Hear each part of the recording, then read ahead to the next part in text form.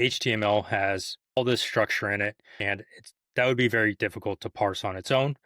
Welcome to the 90-second beginner to expert in Make.com series, where I show you day-to-day solves as a Make partner. Be sure to follow and save this video. Every once in a while, you're scraping the web or you're receiving an email with a table in the body of the HTML. Now, it's really difficult to extract data from that unless you're using AI, or if you're doing that at scale, you can use a text parser module inside of Make. So in this example, I have a table that I've emailed to myself, and this will be the same whether it's scraping the web or receiving emails with data in it.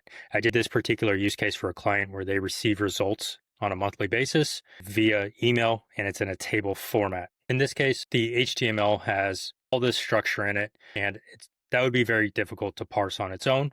But we have this native module inside of Make where we can get contents from HTML table. Just map in the HTML, and then the output is going to be your rows with all the information in it. We have a nice structured set of data here where each of those rows is its own collection that we can then iterate into the next module. In this case, this client wanted to put the data from the table into a Google Sheet. We would just iterate out those rows, and then we would map in the data into the different columns within that Google Sheet module. When you look at the data, you're only going to see column, and then the first one, we would just use the position inside of the array to tell it which position we want to pull from the array.